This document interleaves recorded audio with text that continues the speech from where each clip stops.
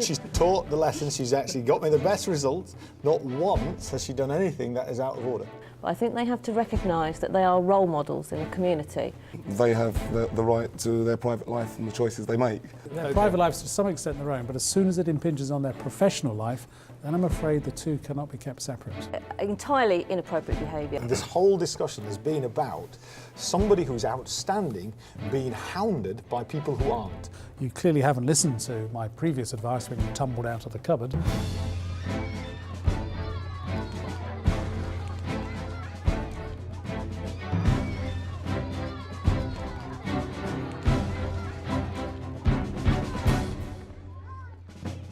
Should personal misbehaviour outside school lead to sanctions within school?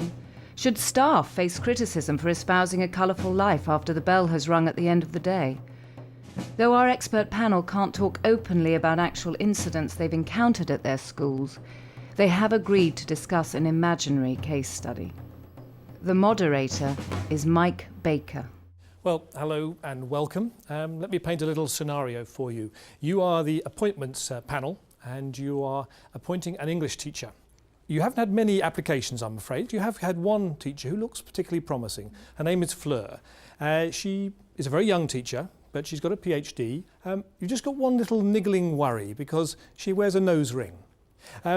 Gary Lewis, you are one of the head teachers of this school. Are you concerned at all? Will you raise this issue?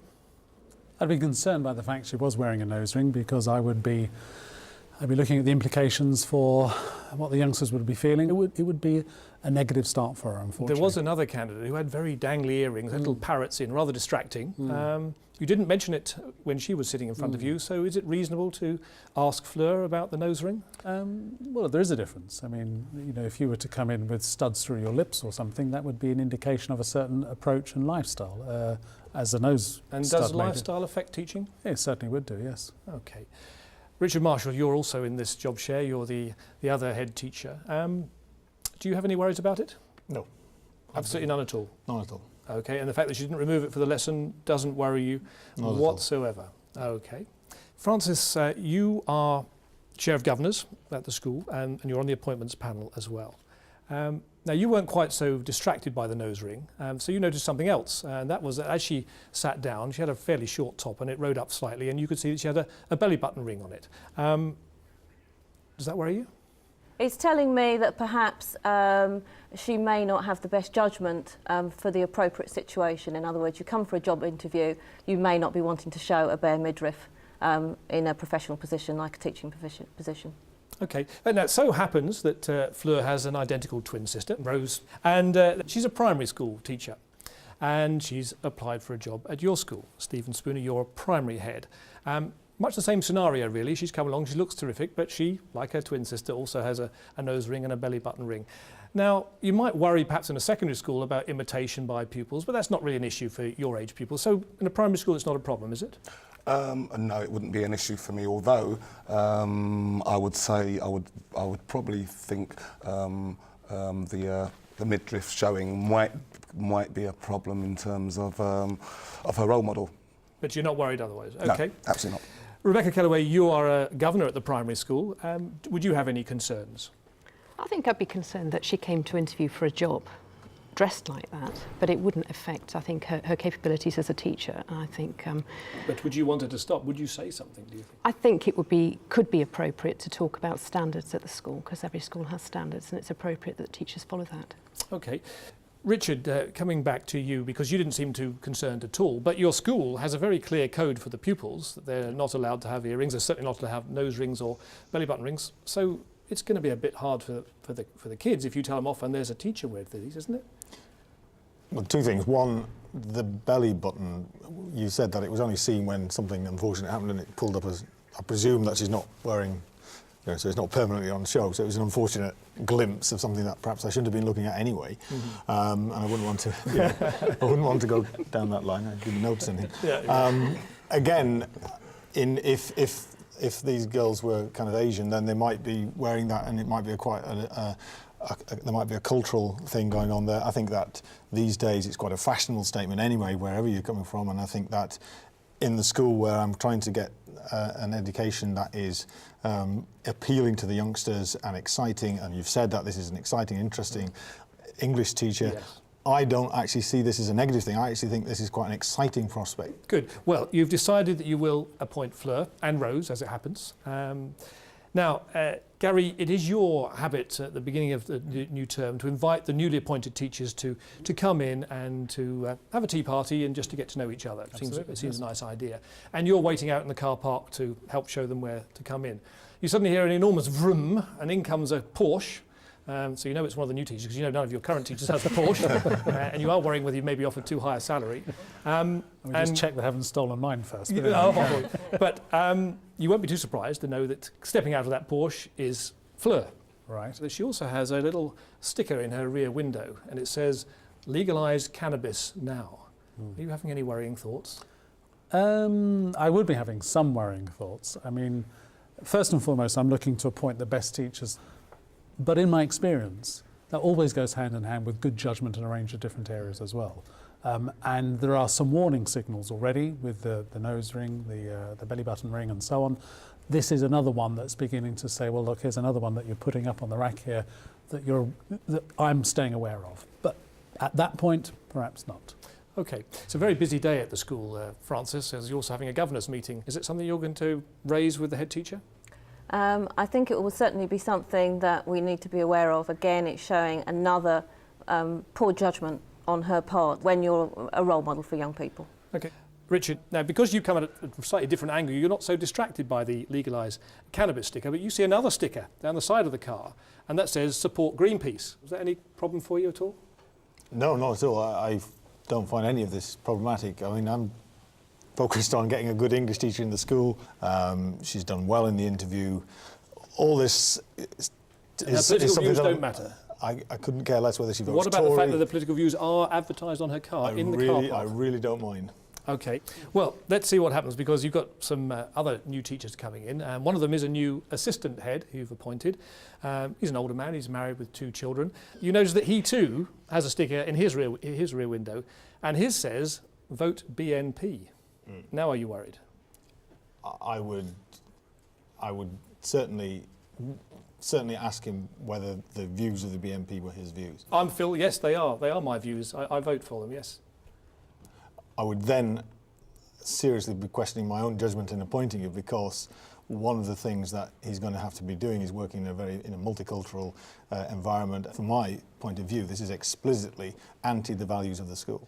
Julie Davis, you are the union rep, and although I am an assistant head, I've actually stayed a member of the union, and I'm coming to see you because I think this is grossly unfair. I think other people here have been more generous than has been my experience. I wouldn't really expect a teacher to express so openly support for any political party. I would certainly not want to know that anybody on my staff or that I was representing was a member of the BNP. OK, well, term gets underway. Now, Ruth Smith, you are the head of English, and you're teaching a lesson, Ruth, in the class, and it's a lesson on Romeo and Juliet, and the pupils are looking up something on the computers about Romeo and Juliet. But a group of boys in the far corner are sort of giggling, so you just wander over to investigate. And I'm afraid they're not really looking at anything to do with Romeo and Juliet, because up on the screen has come a website for a lap dancing, pole dancing club. And you're about to sort of switch the computer off when something catches your eye which is slightly worrying, and it's not actually from the neck down of this dancer you're worried about, it's the neck upwards, because it's Fleur. Are you going to have a word with her about this? I would want to check first of all that it wasn't a prank being played by the boys where they've somehow Okay, well, it's not a prank, I'm afraid. It really is. You've had a good look. It's a genuine website. Yeah. You know, you can't tell until you ask her. It's probably a bit of a cop-out, but I would probably look for some advice from somebody else first of all. My line manager, whoever my line manager Okay, is well, let's first say of it's all. Richard. So, Richard Hartland. Ruth's passed the buck, which she's entitled to, because you earn more than her. What are you going to do? First of all, I think the concern would be that this could damage her, and that as a head teacher, I've got to make sure that this doesn't happen. Okay. And I think that would be the first conversation that I'd have with her. I'd say, you know, were you aware of this? How did it happen? What would you like to do about it? Okay, well, look, she's come in for the interview. She's speaking to both of you. Gary, she said, look, okay, yes, it is me. Obviously, it's me. I did it in the past when I was studying for my PhD. It's how I funded my way through the PhD. So it was for a good cause. What are you going to say to me? That's an interesting dilemma because, of course, it isn't going to be compatible with her role now. If it is in the past, then I would be doing everything I can, along with Richard, to support her, making it quite clear that it shouldn't be happening again. Okay. Well, a lot would depend whether she was wearing the nose stud or the belly ring, of course. Okay, I'm Fleur. I'm really getting quite worried because I was enthusiastic. I seem to be getting in trouble all the time. So I've come to you, Julie, as my union rep. What are my rights? They can't hold this against me, can they? Well, I actually think you've left yourself vulnerable, really. You can't expect the school not to notice something like this. You've But it wasn't the past. undermined- I didn't know I was going to be teaching at that point. I was a PhD student. You have to consider that it might have undermined your own authority with the children now. So So I've got to leave teaching. no, you've had a couple of interviews with management, and you've been given guidance. It's very important that you take that on board. You're not really reassuring me much as Well, Fleur. I think, Fleur, that you're in a very difficult position. Okay, Richard. I don't have any problems with her lap dancing or doing whatever she's, what a pole dancing, whatever Yes. this thing was. You're pretending you don't know what that is. I We'll pass don't by really that. know. Presumably it's some sort of fun. You know, the question would be: is she still an effective teacher? Now we've said all along that she is. She is. Therefore, none of those concerns are real concerns. My only. It's very interesting that management's taking a gentler view of this than the union rep. I But think there the we union are. rep was taking a very harsh view, as Yes. I might expect. Yeah. If she is able, in the context of the school, to do her job, and we've said that she's an outstanding teacher, then I have no problems. Okay. Well, as you might expect, Stephen, you're not getting off too lightly on this one because Rose, being an identical twin, can you set it aside? I don't think so, actually. I think she's made an error of judgment in her private life, and I think her reputation would have been damaged within the community. Okay, well, actually, Fleur's getting on very well with the rest of the staff, and she seems to be getting on particularly well with Phil, which is perhaps a bit surprising from the point of view of their political views. But Ruth, as I say, you've become a bit of a friend of hers. You know she has a partner. You know that Phil is married. You haven't seen anything that says there's definitely an affair going on, but you're a bit concerned. Are you going to speak to her as either a friend or as a head of department? I think a friend. It would have to be in that role, just kind of from a friend's perspective, saying, you know, what is going on here, and if she tells me that there is something more, you know, as any friend would, spelling out the kind of consequences of what she's doing. Okay, Gary, you were walking down the corridor in the school one day, and out of the store cupboard tumble Phil and Fleur, laughing and giggling. Are you going to say anything to them at that point? Are you going to call them in together separately, or what are you going to do? Well, I'd call them in separately, and I'd be having a very, very clear word with both of them that their Okay. private lives to some extent their own, but as soon as it impinges on their professional life, then I'm afraid the two cannot be kept separate, Okay. i.e. it's unacceptable. Well, I'm Fleur again, and I've come to see you again, Julie, as my union rep. I mean, I'm certainly getting value for money out of my membership, aren't I? I'm in trouble again, Julie. Will you defend me, please? Because I'm worried that they've really got it in for me. I mean, I'll defend you if you are in trouble by saying people very regularly meet their partners at work. There's nothing intrinsically wrong with having an affair with somebody in the workplace. It's just that it can't happen in the Just workplace. got to be discreet. You've got to be very discreet about it, Okay. because once again, it's something that undermines authority. Okay. All right. Well, we try not to do anything in the school, but we do meet up in a local pub, and actually it's a pub that some of the staff use, and so some of the governors use as well, Francis. So, and you spot Phil, the assistant head, and Fleur, your new teacher, canoodling in the pub. I would be speaking to Gary. I mean, clearly, you know, everyone knows that Phil's married. Fleur apparently has a partner. They're being quite overt about their relationship in front of staff and, more importantly, in front of students. And, you know, I need to have confidence that you're going to take some action to explain to them that really, as role models in front of students, Albeit and out of school. with respect, in terms of respect to their peer group, you know, it's not a healthy situation that they're creating. Okay, Gary, you going to discipline them? I'm not disciplining them at this stage, but I'm now having words that are a little bit more than just friendly advice. They're words that clearly it is unacceptable. It is damaging their professional standing in the school, and therefore, by definition, eventually will damage their effectiveness as a teacher. That's even notwithstanding performance in the classroom. You clearly haven't listened to my previous advice when you tumbled out of the cupboard, because here you are canoodling in the local pub, and that is unacceptable, and I wouldn't be expecting to see it again. And it would be very much an informal warning that would step up a touch after that. Okay. Stephen, Phil's a very energetic character. And he's also the liaison teacher between the secondary school and your primary school, through which he's got to know Rose. And he's also been taking her out on dates as well. So is it an issue at all? I mean, you may not approve?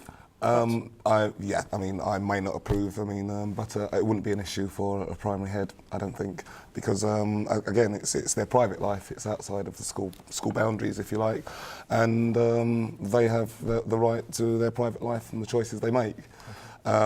If parents would saw them in the local pub, I don't think that would be an issue for me either. Okay, parents have seen them in the local pub, and Rebecca, they've come to complain to you as the primary governor. I think as long as it's not impinging on the life of the school, I think the head teacher is quite right. I think if they're sort of rolling around the corridors or whatever, then obviously that impinges on the school and the pupils see it. They are entitled to a private life. I think what I would do is introduce them to the word discretion and encourage them to follow that. Okay, and just one brief thing, back at the secondary school, Richard, there's a residential trip coming up. Guess which two members of staff are going on this overnight trip? Yes, it's Fleur and Phil. Are you going to cancel the trip? No.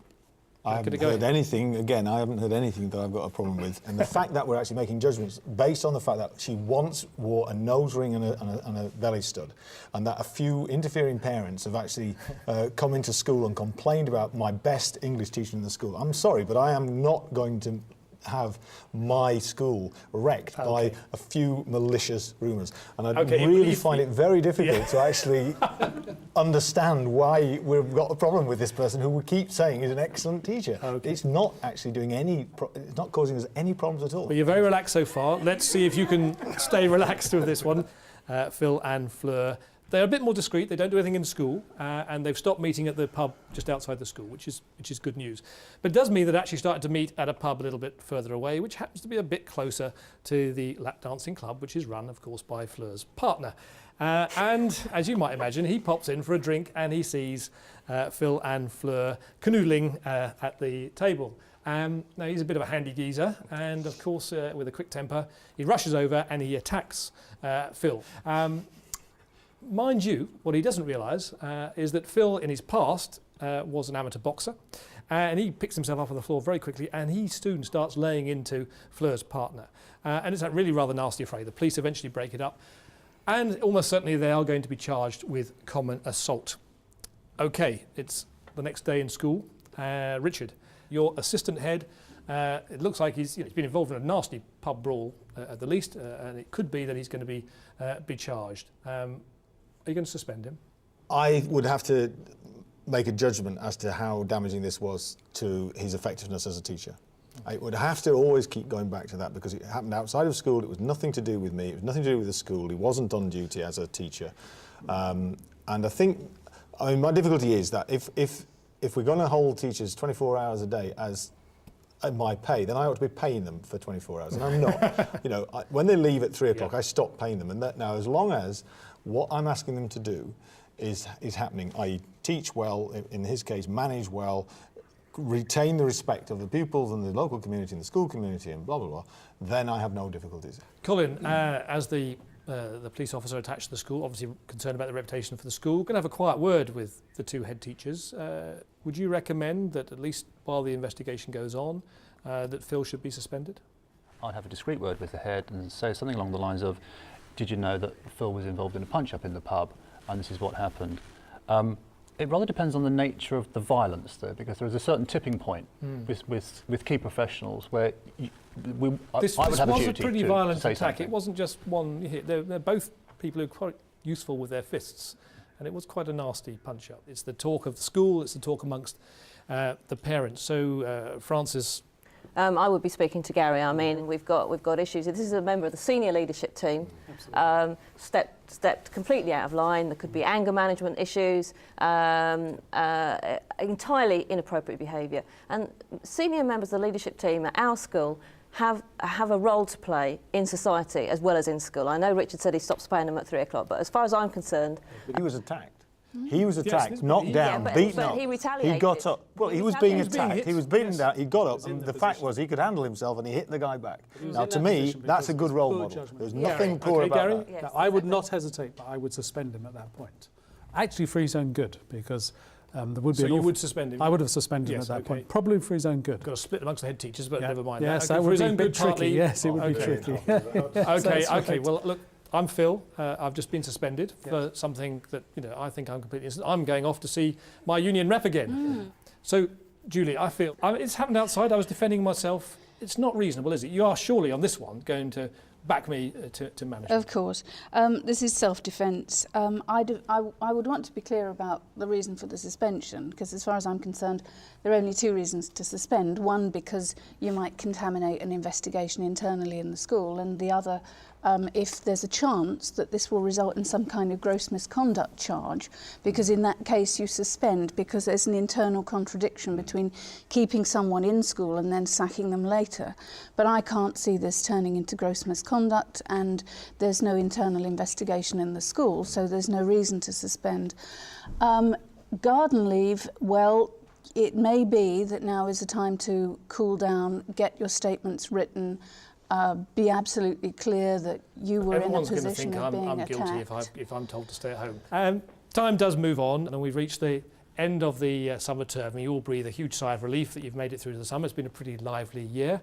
And there's some pretty good news over the summer, Ruth. I mean, the English results from Fleur's class is just fantastic. Best you've ever had. It's going really, really well. And what's more, you've also heard that over the summer, that maybe because of the whole incident with Phil, that actually her partner has finally got round to popping the question, and they've got married. They've moved in together in the flat above the lap dancing club, but she's not dancing there. So you think, great, we're going to start the new term on a nice, even keel. But I'm afraid on the very first day of term, Fleur comes in, wants to talk to you in floods of tears. She says, I've had a terrible summer. My husband's club was raided over the summer, and they found evidence of drug dealing, hard drugs as well. What am I going to do? I think, again, it's probably in her best interest to talk to people and to perhaps have a meeting with the head teacher directly.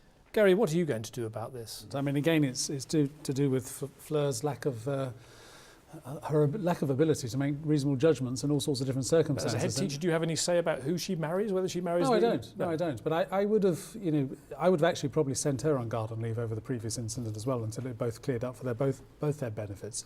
And part of their reintegration in terms of their own protection is to say, look, how can we now put this behind us and move on, because you are outstanding teachers and we want that to work. And I would have been looking at a code of conduct for them. There's no discipline and stuff going on at this particular stage, because I agree it's nothing to do with her at this stage. But I would have thought some fairly detailed personal support wouldn't go astray at this time. OK, well, I'm afraid things are going to get worse because the police have been in, and this time they've not only raided the club, they've raided the flat that Fleur and her husband live in, and they've found cocaine, other hard drugs and so on. Does that make any difference to you? She's pretty close now to criminal activities. Close to criminal activities. You see, so far the story has been, although we've been following it up, she hasn't done anything wrong at all, ever. She's taught the lessons. She's actually got me the best results. Not once has she done anything that is out of order. Not once, in my view. Married inappropriately, not your business. She can do what she likes as long as she's doing the job and it's not affecting the job. And as far as the scenario that you've painted so far, this is somebody who has been an outstanding professional in my school, who has actually better judgments because she's a better teacher than everybody else in that school, possibly apart from myself. OK, but Colin, does this make a difference now that it's not just in the club, which was her husband's, but actually it's in the house that she was living in? Does it make a difference to you? For me, it flags up another worrying series of events. I would be urging the school to be really watching the situation very, very closely, and I'm going to certainly ask my colleagues to do the same. OK, Stephen, Fleur says, I'm a strong Christian. I believe it's my duty to stand by my husband. Is she right to do that? I think she's absolutely right to do that, and as my colleagues have said, she's actually done nothing wrong herself. I think where it's going to damage the reputation of the school, because it's going to be in the papers and so on and so forth, I would take the view that, again, garden leave might be an appropriate way of dealing with it, and then contacting the local authorities press office to handle and manage the sort of the newspaper reporting. But she's not really done anything. She's an outstanding teacher. I think later on you might, as a head, have a word with her and just say, you've got to make some sensible choices. OK. Let's just take this a little bit wider, Francis. I suppose what all these dilemmas are about is really whether or not we should expect higher standards of teachers than we might of other people in return for their munificent public sector salaries. Is it fair to have higher standards? I don't think that they should have higher standards, but I think they have to recognise that they are role models in the community, and therefore whatever their standards are, their standards will be under scrutiny. Okay, it's a tall order. Ruth, as a working teacher as well as a head of department, is that reasonable? To be an effective teacher, you have to be aware of how your conduct will impact on your persona, if you like. And the strongest persona you can have is one where you're not infallible, that's a bit high, but you know, one where you have protected yourself. Okay. And I think that's really important. Richard, do you think teachers should show a stronger ethical code, a stronger moral code than, I'm not saying that it's going to be somebody stronger. I else? certainly think that they should have a strong ethical code, and they should actually adhere to rigorous standards of behaviour. And this whole discussion has been about somebody who's outstanding being hounded by people who aren't. And that would be my perspective on this teacher. If I've got the best teacher in the school and I've got a few parents who don't like it, I have problems with those parents, not the teacher. And I will defend this teacher's right to actually do what she's doing, as long as she's not doing anything illegal and she's not bringing the school into disrepute, which she's not. Okay, well, we've got to the end of the year again, and you're right, Fleur is a terrific teacher. Great news, the GCSE results, the A-level results, fantastic, especially in English. Fleur's husband was convicted. He went to jail. She stood by her man, and she's waiting for him to come out. But one result of all this publicity and being in the paper and all the rest of it has been that a venture capitalist has been along to Fleur and says, I've got this great idea. You could make millions if you set up a pole dancing club for teenage girls, because they're the very group we can't get to do any exercise, and they will go for that. I'm going to suggest if she's going to do that, she's not going to be working at the school. That's Right. absolutely for sure. Okay, she's not very good at making the right decisions. So, Clearly she's not. Richard, what should she do? Should she, very briefly, should she, it's a yes or no, really. I would do anything to keep her in the school. You do anything to keep her? Okay. Well, I'm afraid in the context, no. I'm going to go lap dancing in her place. Professionally to keep her there. We've reached the end of our dilemmas. Thank you all very much indeed.